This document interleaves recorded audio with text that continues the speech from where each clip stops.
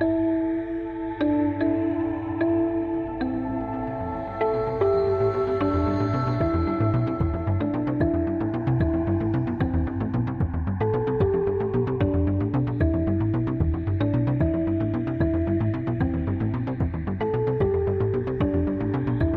back to another episode of Detective Ridiculous, where we talk about the only thing more frightening than Warhammer, real life. But before we get started, if you like this episode and want to support us, check out our Patreon at Adeptus Ridiculous, or patreon.com/Adeptus Ridiculous, actually, where you can get bloopers if they happen, great HD posters, as well as access to the Discord where you can chat amongst your fellow groups and groupies. And also, past that, do make sure that you check out the merch site at orchid8.com. Adeptus Ridiculous Collection. You can find a link in the description, and it will give you all the merch you want to have. You were talking shirts, hoodies, posters, and other kinds of great paraphernalia. So yeah, check out the Patreon, check out the merch, all that cool stuff. DK, why are we going to be sad today? Well, I don't think we're actually going to be that sad today, actually. Today's episode is actually going to be kind of fun, kind of entertaining. You know, the last episode was kind of fun. It was. Are we talking Crocodile Wall Street entertaining, or probably not that entertaining? But where are the boots? They're on my feet. Okay, and the silver? On my fingers. Gotcha. Will you ever be a sheep? I'll always be a goat. Not a goddamn sheep. Not a goddamn sheep. No, sir. No, sir. All right, now that that's out of the way, go ahead. Yeah, so a little amusing today. I'm gonna say the cursed words that Shy probably never wants to hear from us. I don't think this is gonna be a super long episode. I've you know what? Hold on. It's been sus. Okay, fair enough. I don't believe you one bit. I genuinely think a good portion of our episode today is more going to be speculating and discussing the sort of what ifs, because this is kind of sort of an unsolved, more unexplained event that we're going to be discussing today. Okay. So what we're going to be talking about today is the Kelly Hopkinsville encounter. I am not familiar with this. Excellent. All right. I do not know. I've never heard of this in my life. Glad to hear it. So this is an event that happened all the way back in August of 1955. And as you can probably guess from the name, this encounter happened in the Kelly and Hopkinsville communities in the Christian County of good old Kentucky. That is actually a really lovely photo. Yeah, look at that. That's some nice retro looking postcard there. Yeah, right? But our story begins specifically in the Kelly County of Kentucky. Kind of this sort of middle of nowhere area. And the Suttons, the Sutton family, lives in this rural area of Kelly, Kentucky. They've got this little farm, and they live in this unpainted house that is about as bare bones as you can possibly imagine. Like, this place doesn't have a telephone. There's no radio. Apparently, they have no books. And they don't even have running water. They have to draw water from a well outside. That's a haunted house if I've ever seen one. Jesus Christ. Is that the actual? Is that actually the house, Shy? That can't be. That's got to be like one of those little meme picture Shy posts where it's like, oh, this is about what you should expect, you know? Oh, okay. Man, is that like what's left over of that is some like Blair Witch that is a haunted ass house, right? But this little rundown shack also only has like 3 rooms in it. And the Sutton family, it consists of a widowed woman named Glennie Langford, who is 50 years old, her 2 sons, their 2 wives, her brother-in-law, and three of her younger children from, I don't know if it was from a previous marriage or from the marriage that she was widowed from, but whatever, she has 3 younger kids as well. So in that little shack, there are like 9 people crammed in there like sardines in a can. 9 people in this 9 shack? people. There's 9 people in there. Even better, though, there are actually 2 more people in this house during the events in August 1955. One of the older sons, his name was Elmer Lucky Sutton. He was 25 years old, and he had a friend named Billy Ray Taylor who was staying with the family. And of course, when Billy Ray Taylor went to stay with the Suttons, he brought his wife. So really, there are 11 people in this 3-room shack. Okay, so we're splitting it up into 3 people in one room and 4 people in 2 other rooms. Yeah, I guess. That just sounds way too cramped to me, but whatever. I don't like it. Yeah. Anyway, so Billy Ray and Lucky are, well, actually, I think it's just Billy Ray Taylor is outside and he is drawing water from the well because, again, there is no running water in the house. And while he's outside, he sees something flying through the sky. He describes it as looking kind of like this silvery tub, almost football-shaped object just streaking through the sky with an exhaust that was all the colors of the rainbow following behind it. He claimed that it went streaking over the house, went past it, and then just abruptly stopped and foop, just dropped to the ground. I'm sorry. It was the size of a football? Well, it was like kind of like an elongated oval, kind of like a football, but it was kind of like the size of a tub, you know? It was this big thing, kind of football shaped, you know? With a rainbow color. Yeah, the exhaust was the color of the rainbow. All the colors of the rainbow were in this thing's exhaust. Okay. And then it just drops out of the sky. As you can imagine, when Billy Ray told the rest of the Suttons about this, they all kind of laughed at him. They thought he was crazy. Ain't no way some silver tub-looking thing trailed by rainbow exhaust just flew by, dropped out of the sky. Although I think at this time, UFO sightings and science fiction are pretty common and popular, but still, they lived in like Bumble, nowhere, Kentucky, so they thought this was a bunch of nonsense. So the Suttons and company go back to doing whatever it is 11 people do in this little shack, and about an hour later, the family's dog absolutely loses its mind and starts barking its brains out. So Billy Ray Taylor and good old Lucky head outside to see what has the dog all worked up. And what they see, they describe it as like a 3.5-foot tall creature that had an oversized head, long arms that almost reached to the ground, hands that had talons, and these big old eyes on the sides of its head that were glowing this eerie yellow color. And it had like these big weird looking ears on it. Shai just posted a picture of what they described it as, and it's a freaky looking thing, right? His hands look like sporks.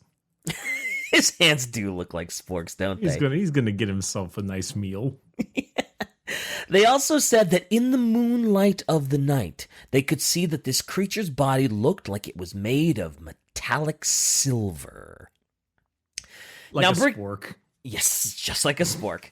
Now, Bricky, I have to ask you, if you were in this position, you go outside and you see this freaky looking thing just kind of, it's kind of coming at you a little bit, what's your first instinct? What do you do? Well, what year is it again? 1955. 55. We're in Kentucky, right? Mm-hmm. Mm-hmm. All right. August 21st, I think. All right. I pull out my 2 World Wars veteran 1911 handgun, and I'd shoot it face because I'm in Kentucky.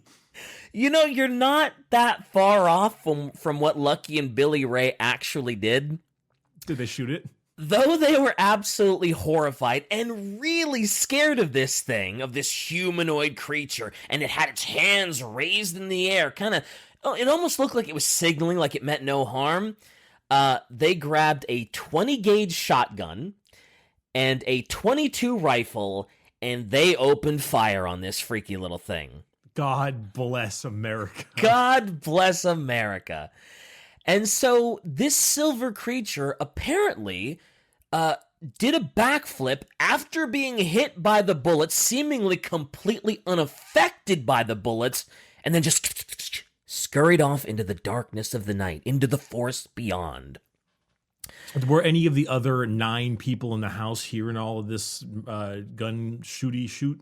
So even after all of that happened, when the men told the family about what they saw and what they shot at, apparently Glennie and the rest of the family still thought that Billy Ray and Lucky were just kind of goofing around. Just boys will be boys. They're outside messing around, shooting their guns, all men.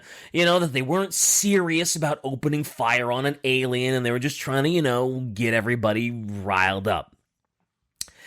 It wasn't until one of these creepy little gremlin things showed up at the window for all of them to see that they finally took it serious. And of course, once this thing shows up at the window, the boys are like, oh, there it is, ba-bam! And they start blasting again. Okay, I gotta admit, I love that photo. It's so like old, like Invasion of the Body Snatchers horror. Mm-hmm. I don't know. I really like it. It's cool. Anyway, continue. That's fair. But again, even though I think they blow out the window, the same thing happens.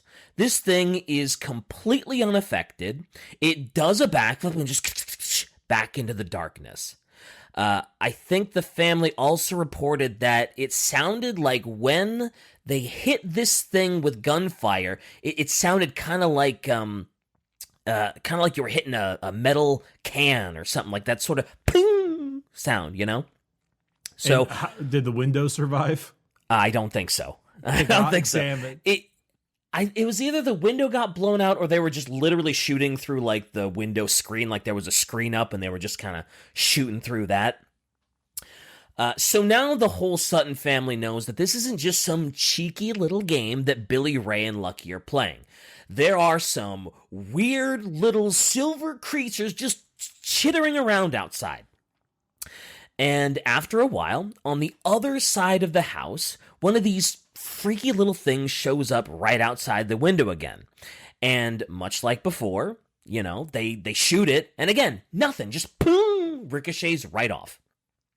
At some point, Glennie went into the hallway of her house and was kind of crouched down next to Billy Ray because, they're kind of just like, oh my God, what is going on? And Billy Ray's in the hallway kind of waiting for this thing with the gun and everything. And apparently she told reporters that while she was with Billy Ray, she saw one and she reported that it looked like a 5-gallon gasoline can with a head on top of it and small legs.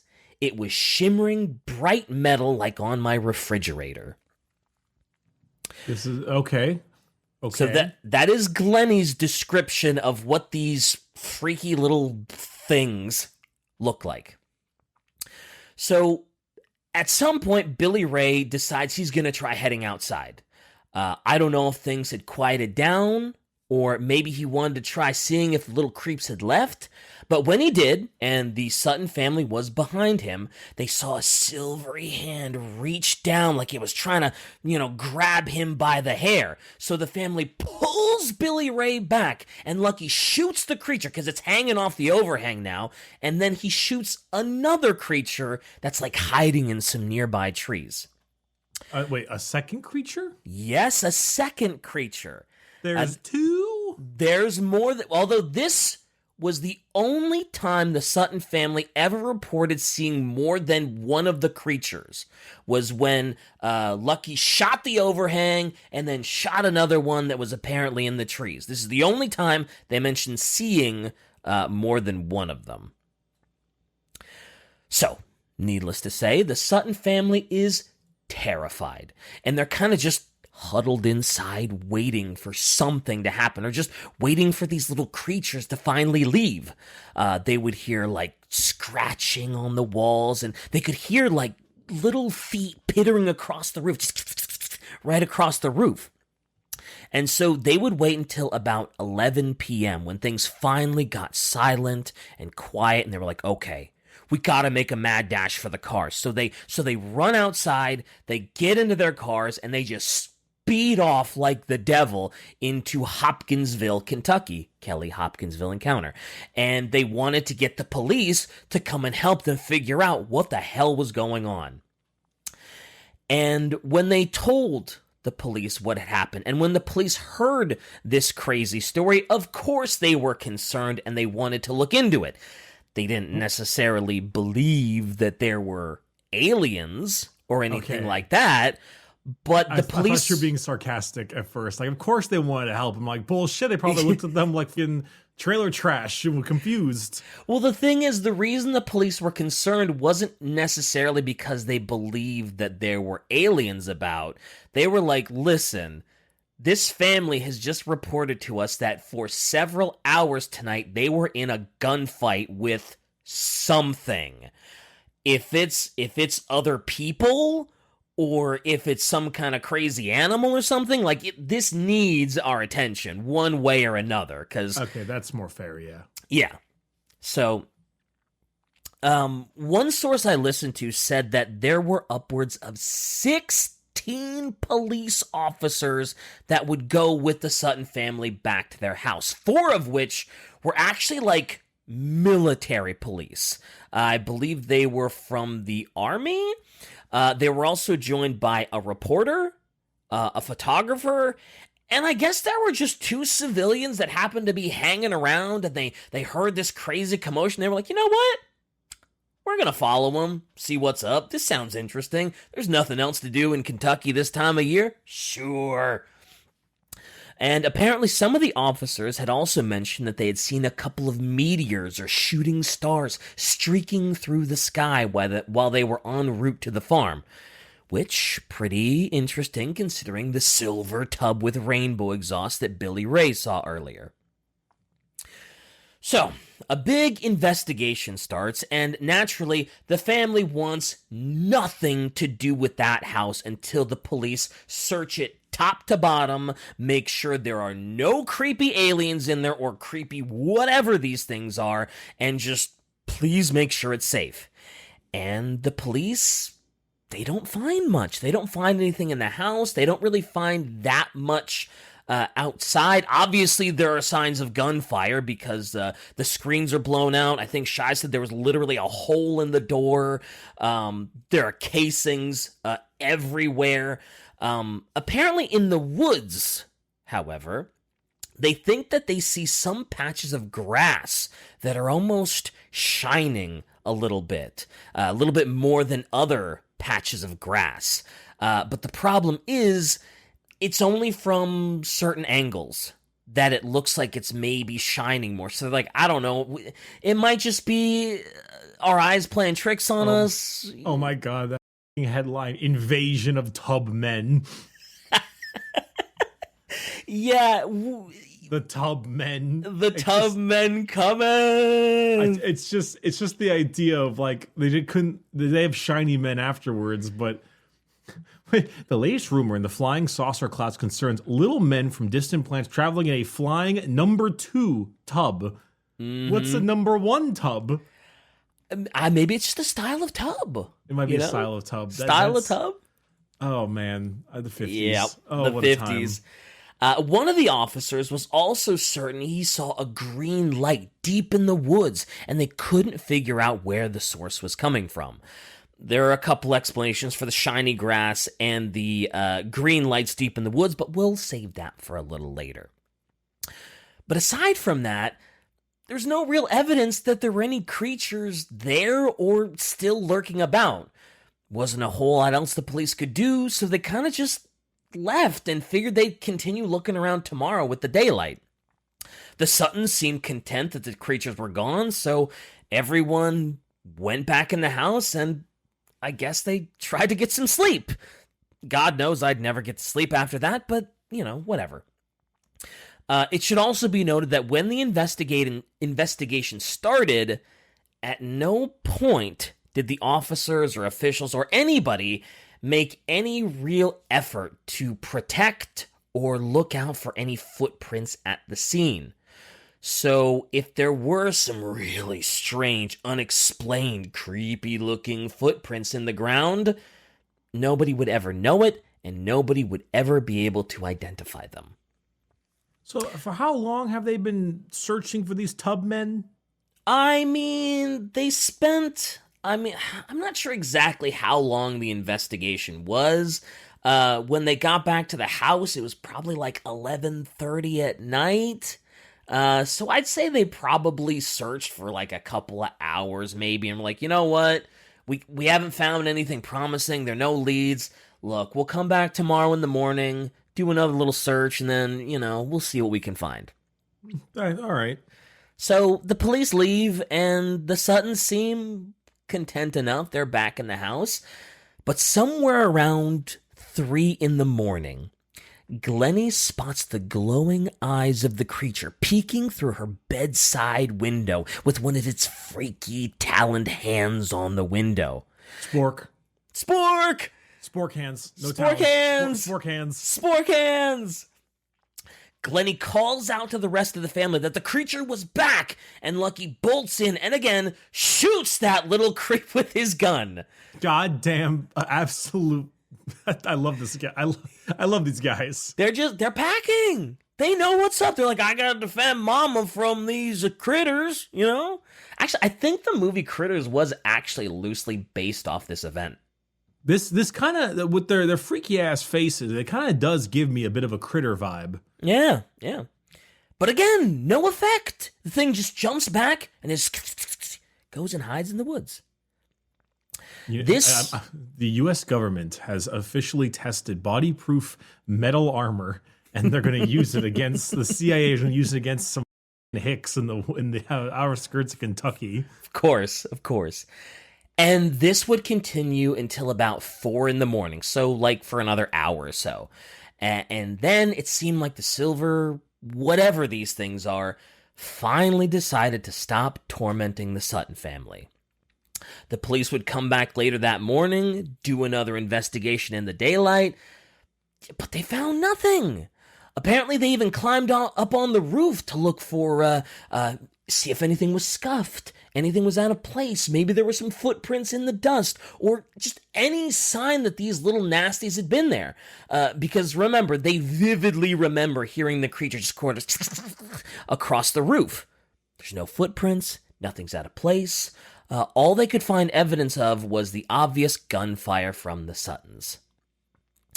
The other thing they couldn't find any trace of was alcohol. Because I'm sure when you hear a story like this, your first instinct, especially in rural Kentucky, is that maybe they were just drunk out of their minds and imagined the whole damn thing. And that's, yeah. My also, the other thought was like, well, no, they would shoot stuff while drunk. And while there were a bunch of people who assumed that this was just all a big drunken stupor after the men had hit they'd hit a secret stash of moonshine a little too hard, Glennie claimed that alcohol was not permitted in her house. She wanted nothing to do with it. And Glennie's reputation was she's honest.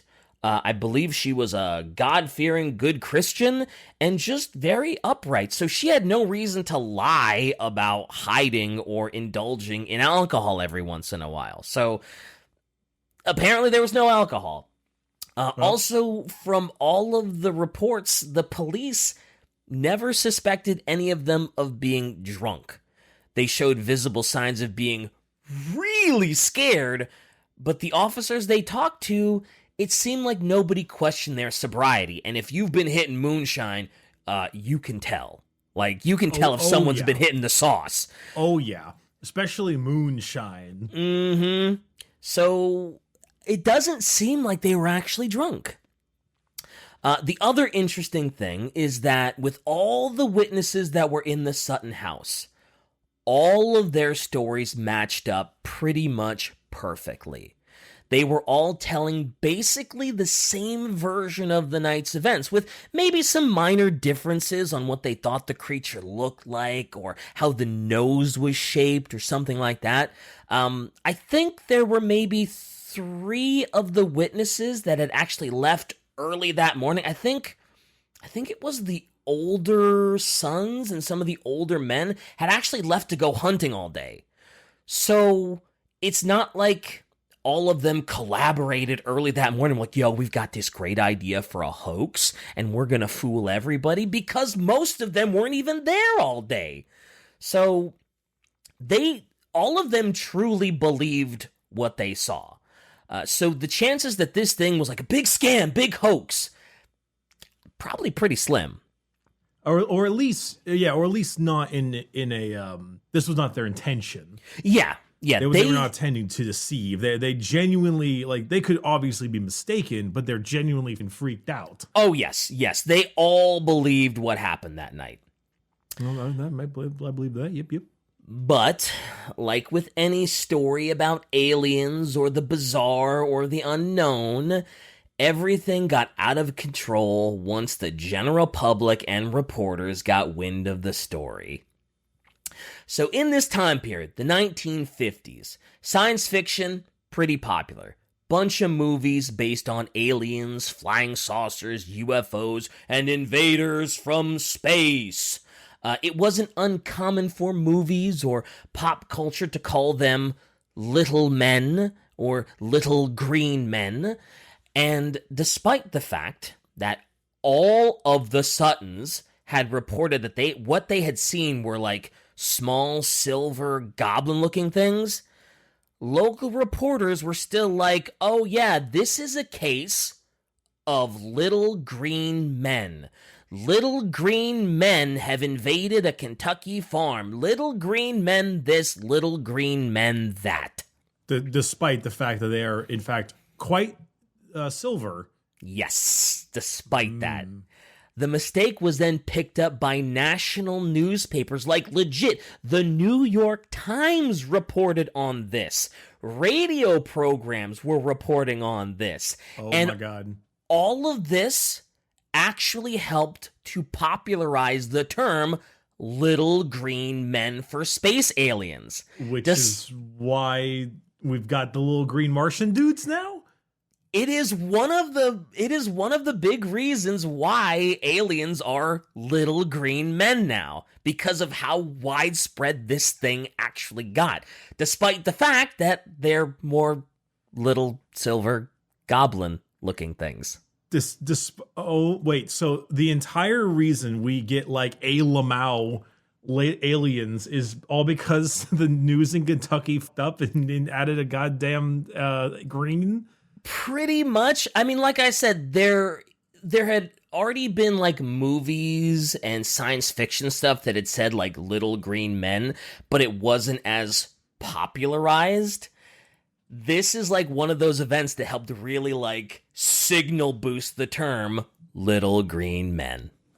That's fucking crazy. Yep, it sure is. The public also began to flock to their farmhouse. They were looking for any signs of the little green men that had shown up. Despite the Suttons telling people, hey, don't just trespass on our property. Like, we just want to be left alone. We live a super simple life, and we just want to be left alone. But of course, public doesn't care. They're sleuthing, you know? They're looking for any crumb of evidence of these invaders, looking for any piece of alien memorabilia that they can find, even though the Suttons are telling them to shove off. And apparently it got so bad that the Suttons were like, well, fine. You want to be on my property so bad? Pay me. And they literally started to charge admission for people to come onto their property and examine their farm and their house. God bless America for the second time. Right? It was 50 cents to enter their property, $1 to get information about that night from the family, and then like $10 to take pictures. That is, I mean, for the time that's solid. And these were like, what is it? Kind of very rural Kentucky people. So I'm assuming that they actually probably made a pretty penny. Actually, because they did this, the public started to accuse them of staging this big hoax with the desire to make money off the publicity by charging admission to their farm. That makes sense. Yeah, so the public actually turned against them, which is, of course, the most American thing I've ever heard in my life, because the whole reason they did it is because nobody would listen to them and nobody would leave them alone. They even got the police involved about the trespassing, and people still showed up. They didn't want attention. They didn't really want any money. They just wanted people to go away and let them, live their simple life. And instead, they were called liars and drunks, and their names were just run through the mud. In fairness, they did end up getting them off their property by doing so. It would eventually get so bad, though, that the Suttons are just like, no, we're just going to up and move out of Kelly, Kentucky, and just, it's not worth it. We're just moving out. And after they moved out, all the talk of the little green men suddenly started to fade away, and they'd kind of never be heard from again. Okay, that's not entirely true. Because actually, Kelly, Kentucky now has a festival celebrating this whole event. Oh, and I'm assuming they get none of the money from this festival?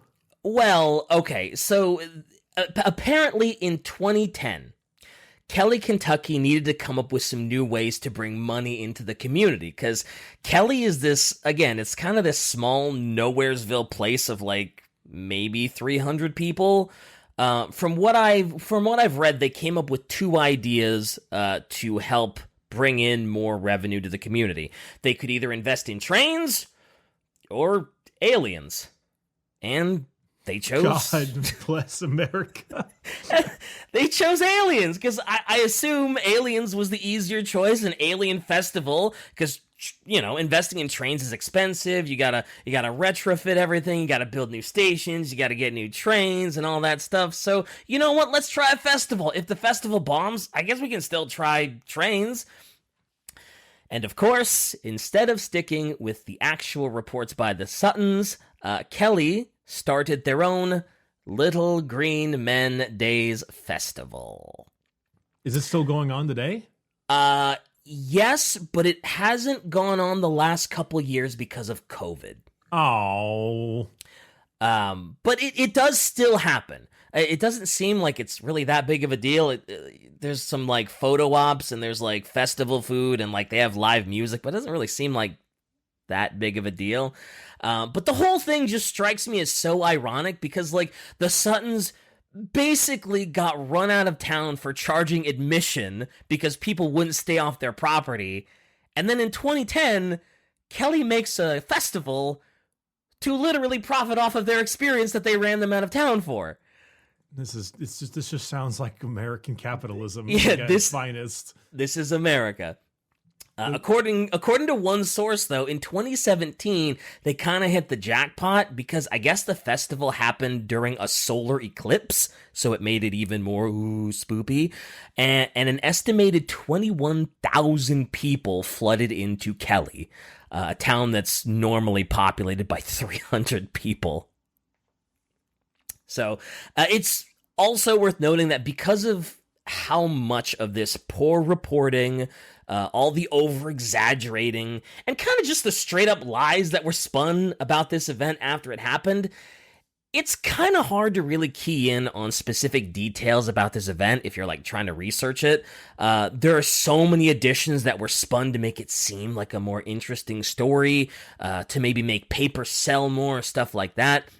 Like, I think there was a report that since Lucky and Billy apparently once worked at carnivals, they brought a bunch of monkeys or animals home with them to make it seem like their family was attacked by the unknown. But really, it was just animals, and it's just a big hoax. Literally no evidence of that anywhere. But a lot of specific details, if you want like more crystal clear details, there's a book called Close Encounters at Kelly and Others of 1955 by Isabel Davis and Ted Blocher.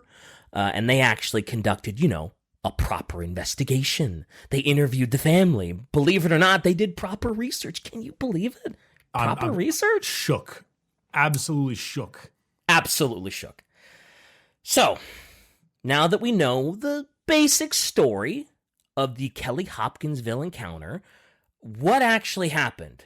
Were the Suttons actually visited by little silver men? If it wasn't some out-of-this-world encounter, then what the hell were the Suttons shooting at? And what the hell were those green lights the officer said they saw in the forest that they couldn't identify? I feel like this is one of those things that isn't going to have an answer. It's going to be the Suttons are too far away. Oh, is there an answer? There is a popular theory about what they could have seen that night. That's not the same. That is not the same. It's not an actual answer. It is just a theory, a game theory. Thanks for watching. But the most popular theory about what the Suttons saw that night is that they were actually great horned owls. Isn't that the same thing with the Mothmen? It's pretty... Well, I don't think the Wasn't that also an owl of some kind? I think it was. I think you're right. That might have also been an owl of some kind. Or sorry, assumed to have been an owl. Yeah. Assumed to have been. It could have been an owl. But if you look at the two side by side, you can start to see some similarities with like just the general face shape, the sort of horned ears, and obviously the big yellow eyes.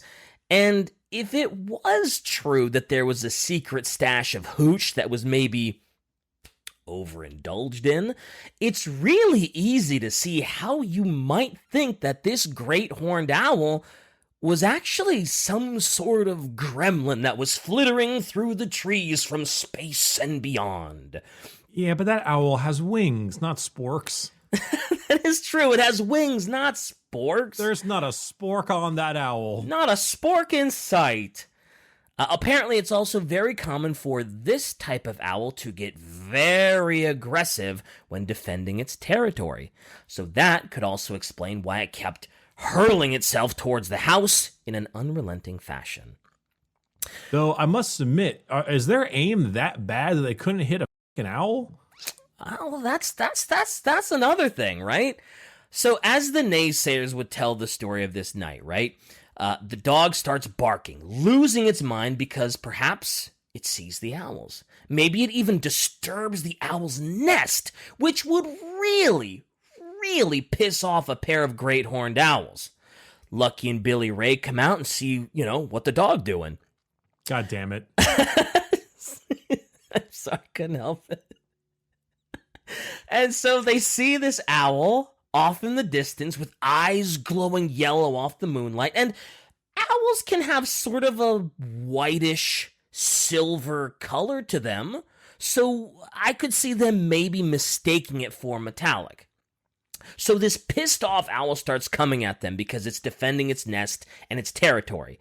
And I think we've all seen a really aggressive bird that's like defending its... It kind of flaps up its wings to make itself look bigger and more intimidating, So when they saw this thing raising its hands in the air, it could have just been this owl that was just making itself look as big as possible.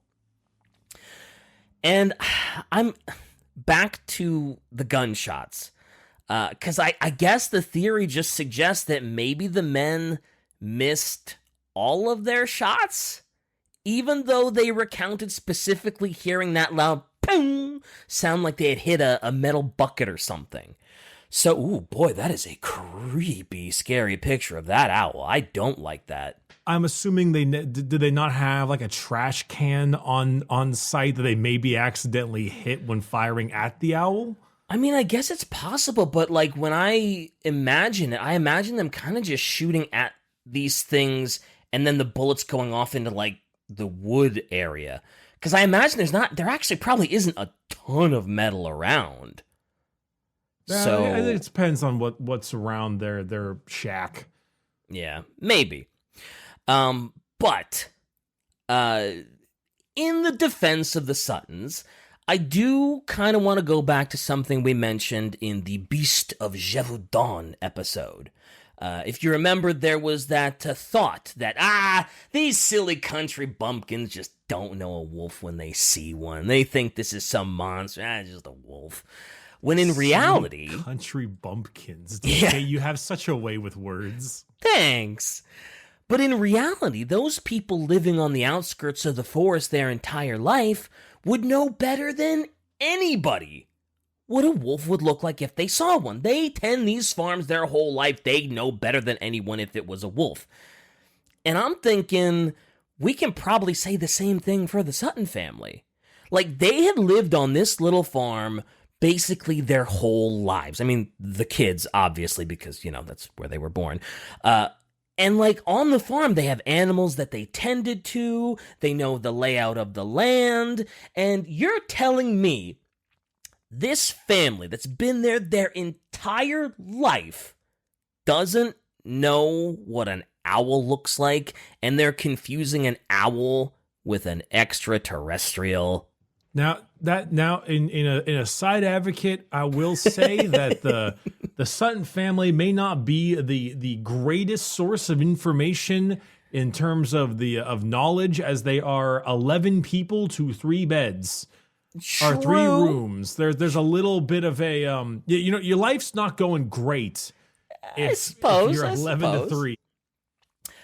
Maybe there's something to that too. Well, leave it to the viewers to decide. Also, in case anyone was thinking, well, it was dark. Maybe they didn't get a good look at it.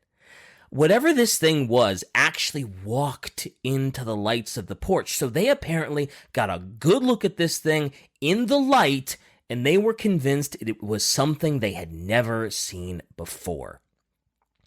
Also, side note, apparently a bunch of people, reporters, civilians, whatever, also referred to these things as being like gremlins. So oftentimes you'll also see people calling this event, or these creature, the Hopkinsville Goblins. Well, they certainly look a lot more like goblins now because they're green. Yeah, they're little green men, right? It's also worth noting that not far from the Sutton's house, there are some train tracks, which also led to just all manner of animals being suggested as possible culprits, because maybe a circus train lost them or something like that.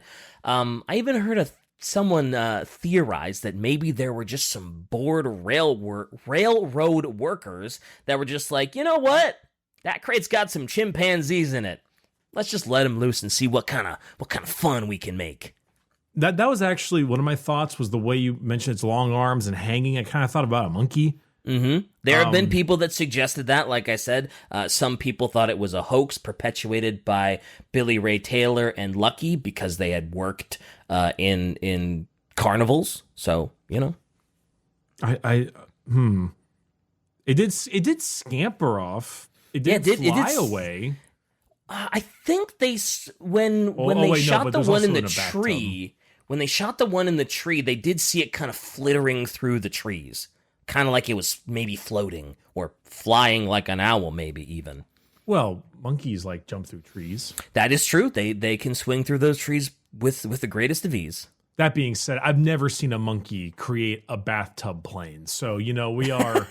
We're a little out on that one. The jury's out on that one. Maybe. But the bathtub could have just been a coincidentally timed meteor or shooting star. Because the police saw meteors and shooting stars going through the sky as they were heading to investigate. So that might be completely unrelated for all we know.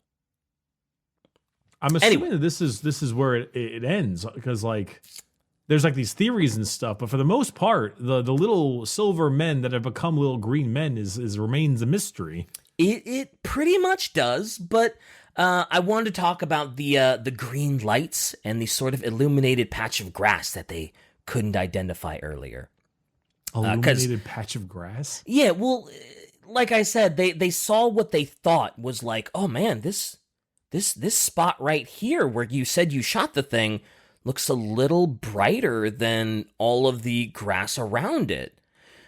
But again, like, it was only from certain angles. So they weren't sure if that was just their eyes playing tricks on them, if there was a light that they just didn't see, because some angles, it doesn't look illuminated. Other angles, it looks like all the other grass.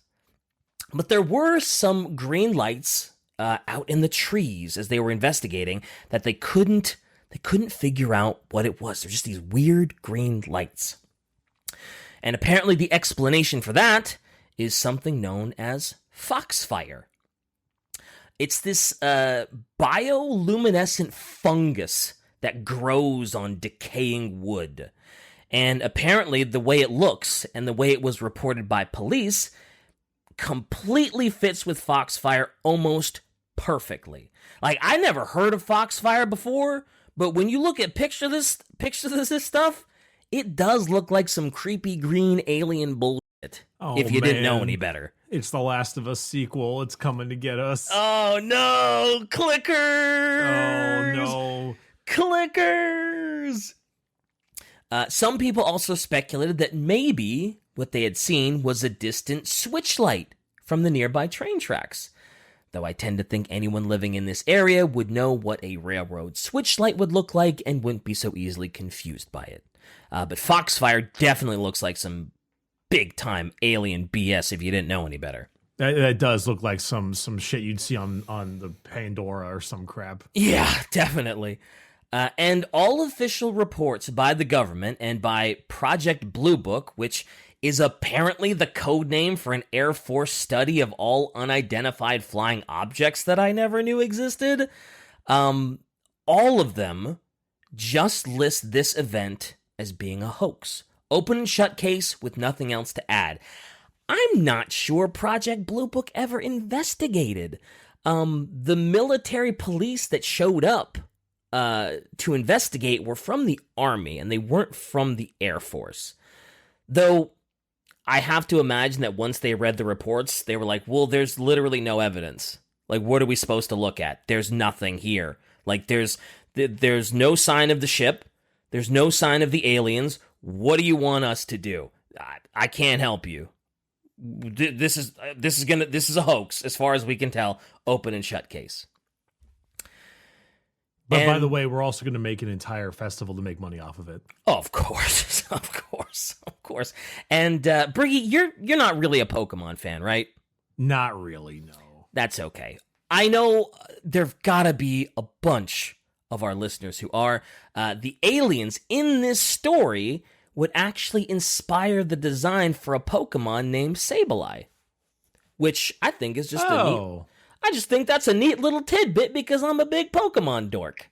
Doesn't quite have the spork hands, but that's pretty good. It definitely does look like what the prior drawings look like. Yeah, just inspired by. They didn't try to make an exact copy, but it was the inspiration for Sableye. That's pretty good, actually. Yeah. That's and cute. Shai says what gives a lot of credibility to the story to many people is that the Suttons tried to get the cops to help, never profited from this event, never wanted to talk about it, and only got grief for it. Yes, that is true. That's of course the question is the not that it's a hoax. I don't think that I don't actually believe it's a hoax at all. I think they're being totally genuine. Oh yeah, definitely. Because they also shot up their home.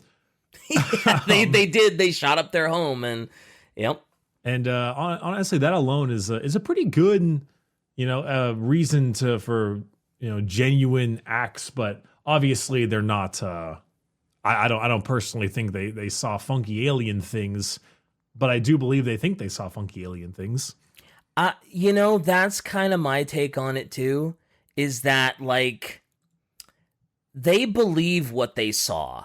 They just didn't know what they saw. And the best thing they could come up with was aliens. They weren't trying to pull anyone's leg. They weren't trying to pull a hoax or something. They just genuinely believed that these were aliens because they didn't know what else the hell it was. So, yeah, probably no ill will intended, no hoax, but they just didn't know what the hell they saw.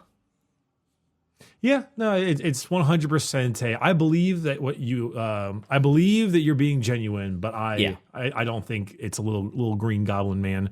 The owl actually does sound pretty on point. It does. It does. I kind of like the owl, or the with the long arms. The chimp really does. Can you when I think about all those kinds of things, I think about like what I could do to with people all the time. Like, okay, so I was at the airport yesterday, right? And I was coming home, and I didn't do much that whole day, so I was trying to get some steps in, trying to walk around a bit more and I was a little early for my flight, so Sure. it was a really long Portland airport, and so I just did like the circles around some of the things, and I was able to get like 4 or 5 laps in before I was done, and I'm just imagining someone sitting down and looking over and seeing me walk by, and then like. I walk by the exact same way again 10 minutes later, and then again, and then they're just like, what the hell is going on? What's going on here? So if some dudes were like, you know what? Send in the chimps. Send in the chimps. Thing is, though, when have you ever heard of like chimps being kind of silent? Because I don't think these things made a lot of noise. Same with I guess same with the owls. Owls would probably make a bunch of noise if they were like threatened and rah, rah, you know, that's that kind of. But I think these things, they would indeed have a hoot and a holler. So I don't know. Maybe it was little green men that were silver. But that's the Kelly Hopkinsville encounter. That's kind of a cute origin story for the little Martian men that we know. For the little green men. Yep. Is that the reason why you chose that one? Kind of like, let's talk about the origin of the little green Martians. I gotta be honest with you, I'm not sure why Shy chose it, but it seemed interesting to me, and I was like, yeah, sure, let's do this. Sounds good. Go for it. Hell yeah, brother. Hell yeah. It's a lot more amusing and fun than let's dress up a corpse to screw with Nazis and, you know, Chandler Halderson. I mean, the dressing up the corpse to screw with Nazis was pretty fun. It was, but it's still World War II, so it's still just rife with death and suffering, just inherently. That is true. And this one is just kind of, it's kind of fun, you know? It's kind of fun. I cannot believe the A. Lamau alien was based on a silver spork monster. Yep, the little green men were actually little silver spork hand guys. Mm-hmm. It's pretty funny. What is Shy? Shy said, I was on a dog walk yesterday, almost at midnight on the edge of the woods, and I noticed a figure following me, and I was like, huh. And then the figure walks off the road and walks towards me, and I try to get the F out, and figure keeps changing direction to catch up with me, and eventually it comes close, and it's my effing brother in a hoodie. I was about to start stabbing. I mean... did he not like call out? Apparently not, you know? Hey... You get too comfortable around your family, you know. It's like, oh, they'll know it's me. They'll know I'm coming, you know. I've always loved to stalk my parents in the late night. that tends to be my favorite pastime. Oh yeah, what's the worst that could happen? What's the worst that could happen? A stabbing, apparently, or maybe I'll get riddled with bullets by a family of Kentucky people living in a shack. Damn, Shy was almost in the newspapers. Local woman shanks brother because startled. Well, that was a fun one, DK. Yeah, I thought that was pretty good. Pretty good. Oh, and you gotta, Shy, can you end the episode with the A. Lamau alien noise? The A. Lamau alien? Yeah. Yeah, Shy, end the episode with the A. Lamau.